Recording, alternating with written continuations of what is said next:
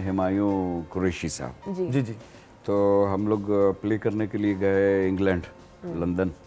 तो ये बच्ची साथ थी। अच्छा।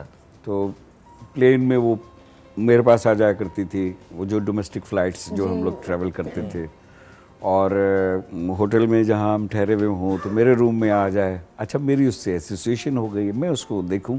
उन्हीं दिनों में मैं ये थीम पे थोड़ा सा वर्क कर रहा था, मेंटली वर्क कर रहा था। मैंने देखा, मैंने कहा अगर ये काम करे, मैं फिर ख़ास तौर से उसके करीब होना शुरू हुआ। और एक वक्त ऐसा आया कि फिर वो अपने अब्बू अम्मी की बात नहीं सुनती थी जितना वो मेरा कहना सुनती थी। तो आपने बाकायदा उसके ऊपर, बच्ची के ऊपर काम किया? Obviously yes. वो जब तक वो करके फिर मैंने उनसे पूछा। उन्होंने कहा कि जी इसके दादा इजाज़त देंगे तो तभी करेंगे। फिर उनके दादा से बाकायदा इजाज़त ली। उस बच्ची को कमर्शियल्स में ऑफर्स थी और बड़ी हैवी अमाउंट के साथ। उन्होंने कहा कि जी हमने सिर्फ उसके चाचा को इजाज़त दिया है, इसके अलावा और किसी को हमने इजाज़त नहीं दी। तो हुमायूं कुरैशी साहब की भी मेहरबानी, और वो बेटी आज भी मेरी उतनी ही प्यारी है जितनी ड्रामे में थी। और बहुत दफ़ा ऐसा भी हुआ है, उसको हम बताते नहीं थे कि सीन क्या है क्या नहीं है, और मैं उसके साथ बात करता रहता था और बाकी अरेंजमेंट्स होते रहते थे। एक दफ़ा हो गया, हमारे असिस्टेंट ने उसके हाथ बांधने थे और सारा कुछ करना था, और फिर वो HM लाइट्स और फलाना और लटरम पटरम, और उस पर वो सारा कुछ उसको पता चल ही गया, जिन आना था। अच्छा। उसको नहीं मालूम था कि क्या अरेंजमेंट हो रही है, और ना मैंने सबको कहा था कि कोई बात नहीं करो। तो अचानक असिस्टेंट ने आके कह दिया कि जी रस्सी आ गई है, अब बस अब हाथ बांध ले। अच्छा, हाथ बांधे। अब वो उसने सुन लिया। अब वो भागे भी आ गई मेरे पास, कहने लगी ये क्या कह रहे हैं। मैंने कहा क्या कहा। अब उनके सामने डांटा भी नहीं जा सकता था। एनीवे, मैंने उसको बड़े तरीके से बड़ी देर समझाया, कोई 2.5 घंटे जो है रिकॉर्डिंग रुकी रही है। लेकिन वो इतनी कॉन्शियस होगी, उसने कहा कि नहीं, मैंने वो सीन फिर बगैर हाथ बांधे हुए किया। अच्छा, तो हाथ बांधने से उनको क्या टेंशन थी? मतलब she was feeling a little uncomfortable, डर गई थी ना वो। और उसका जब गेटअप होंगी वो, तब जब उसको हम गेटअप करते थे तो फिर उसको आईना नहीं दिखाते थे। प्यारी स्वीट। ये बड़ा दुनिया में जानवरों के साथ काम करना और बच्चे के साथ काम करना जो है ना, बड़ा डिफिकल्ट है। उसकी वजह यह है कि किसी वक्त भी वो कुछ कर सकते हैं। बिल्कुल। तो आप का फिर उस वक्त इम्तिहान होता है। तो बेबी मुकद्दस का असल नाम क्या है? सचमुच का नाम मुकद्दस था। मुकद्दस ही था और सचमुच वो बेबी थी, क्योंकि उनको 2.5 घंटे मनाने में लगे और शूटिंग रुकी रही, क्योंकि हमारे यहाँ भी बेबीज जो हैं ऑन अ लाइटर नोट। और फिर आप यकीन करें कि जब मैं इस तरफ ट्रैवल करता हूँ, उन्हीं दिनों में जब मैंने ट्रैवल किया, 4-5 एपिसोड ऑन एयर थे, तो मुझे बहुत से लोग मिले। मैं उन दिनों में एक तकरीब में पेशावर गया, तो अभी रास्ते में मैं मतलब रास्ता तो इतना नहीं मालूम था ना, तो मैं गाड़ी स्लो की, तो मैंने कहा मैं गाइड ले लूं किसी से। रिक्शे वाले से मैंने रोका, तो उसने कहा अस्सलाम वालेकुम आमिर भाई, संग है। मैंने कहा खैरियत। कहने लगे कल मेरा बेटी हुआ है, मैंने उसका नाम मुकद्दस रखा है। मैंने कहा बस मैं यही पूछ रहा था कि पेशावर। खेलने लगा बस आ गया पेशावर आप। मैंने कहा शायद पूछने लगे थे आपके घर बेटी हुई है कि नहीं हुई अभी। अच्छा सर, एज अ राइटर, बल्कि एज अच्छा पहले कॉलर ले लेते हैं। ठीक है, कोई बात नहीं। अस्सलाम वालेकुम सिद्रा। हेलो, अस्सलाम वालेकुम अनुषा, कैसी हैं आप? गुड मॉर्निंग, मैं ठीक ठाक। Good morning. जुनैद भाई कैसे हैं? जुनैद भाई बहुत बहुत शुक्रिया सिद्रा। क्या हाल चाल?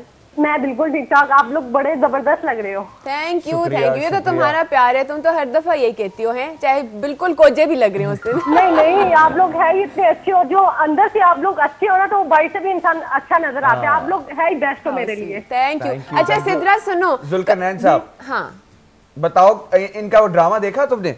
जी हकीकत ड्रामा मैंने इनका देखा, बहुत जबरदस्त ड्रामा। अस्सलाम वालेकुम सर, कैसे हैं आप? जी अल्हम्दुलिल्लाह मैं ठीक हूँ, आप कैसी हैं?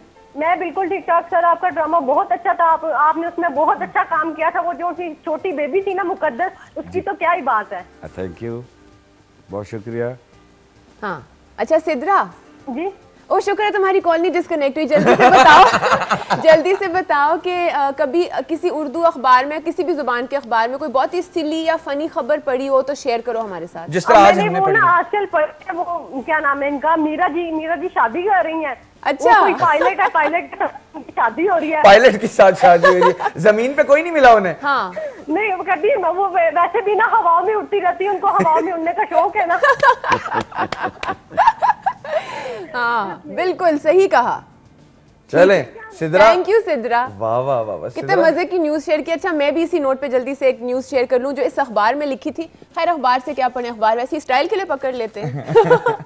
नहीं वो मैं पढ़ चुकी हूँ। उसमें लिखा है कि मीरा जी ने, बल्कि हमारी ई न्यूज पे भी ये खबर चली थी, इसलिए ये तो बिल्कुल सही खबर है। इसमें हम ये नहीं कह सकते कि लेजिट न्यूज है कि मीरा जी ने 2 हिरन के बच्चे अडॉप्ट किए और उस वक्त इंटरव्यू देते हुए कहा कि अब मैं 2 इंसानी बच्चे भी अडॉप्ट करना चाहती हूँ।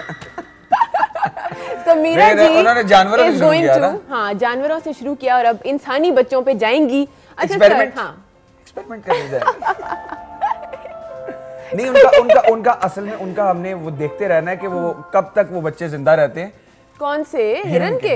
अल्लाह माफी दे।